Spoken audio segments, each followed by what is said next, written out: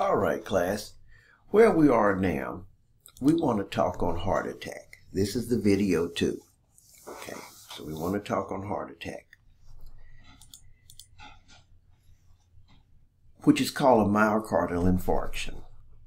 A myocardial infarction occurs when there's so much occlusion of one or more coronary arteries to the heart, it causes the heart muscle cells to that part of the heart to die, necrosis, and is replaced by scar tissue.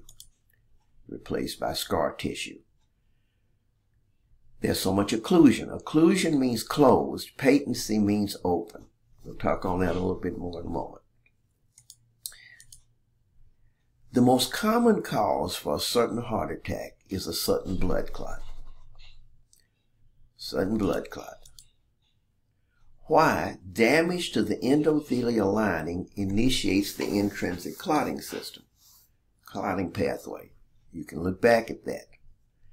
The sudden blood clot rapidly closes off the blood vessel. See, here's the plaque. It ruptured and a blood clot. And that blood clot suddenly closed off the blood supply to that particular area. That blood clot causing necrosis of that area. Okay, so we go further. Here's that infarcted area. Infarction means scar tissue has formed. Okay. Now, we have various different blood vessels. We've talked about that in the heart. And these different blood vessels supply different areas of the heart. We've seen that.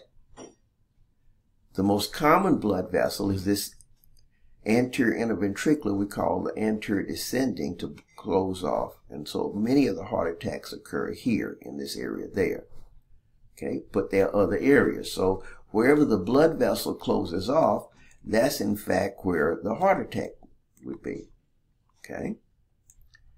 All right, we go further then. Who is the most likely to die from a heart attack? Person 18 years old or 70. Now you would normally think the person 70 would. But as you age, you start developing more collateral circulation, because these vessels narrow, and so more bypass routes occur. Now this guy 18 has not lived long enough. So most of the time, if a young person has a heart attack due to a closure of the coronary arteries, they don't make it because they don't have a bypass. See, with an older person, that bypass will try to open up some. Okay.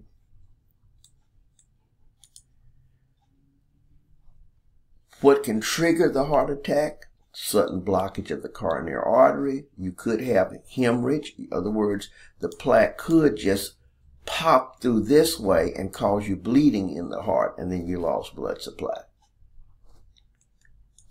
Okay. Complications. It can, depending on where it occurs, it can throw the heart into abnormal rhythms.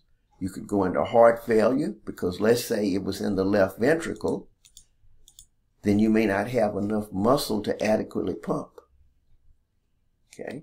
Sometimes this thrombi can be carried and go to the brain and the kidneys, because what could happen, the heart could start malfunctioning, and in the heart you start building up blood clots in the heart that are sent out. Okay. So again, you have your chest pain. Let's say you rush to the emergency room. Here, when you're there, they're going to do an EKG. Now, on the EKG, what they're looking for is an elevated ST segment. See, in ischemia, it was a depressed, but in this case, they're looking for an elevated ST segment. And depending on what leads it's in, 12-lead EKG will determine what area of the heart has been affected. All right. Now, in addition to that, in the hospital, you have an IV put in and a bunch of stuff, but they'll also draw what we call the cardiac isoenzymes. Remember, we talked about that. And troponin. So here we are. These isoenzymes could say that there's heart damage because you say, well, you saw it on the EKG. Depending on when the person gets to the hospital, the EKG may not show anything, but the heart is very unstable, very unstable. So the cardiac isoenzymes last for a while, and the troponin, and depending on, and with the different cardiac isoenzymes, it can even retrospectively say when the heart attack may have occurred. Okay? So we go further. Those are complications. You could have pericarditis, cardiac rupture, papillary muscle. Remember they pulled on the valves? So there's various things. Ventricular aneurysm. Okay. Most causes of death, fatal arrhythmia, heart failure. Okay, 90% of, but that 90% would primarily be the older individuals. That 10% would include the youngsters more. Okay, the diagnoses, medical history, physical exam, cardiac isoenzymes, laboratory, things of this nature there. Here are some of the isoenzymes. The treatment, anticoagulant therapy. We talked about that in the blood section. Beta blockers, remember what that did? Slowed down the heart so it didn't have to work as hard. Aspirin is also an anticoagulant. Okay. So here's, try to control your hypertension, stop smoking, various things there. Okay. Now, last thing to say.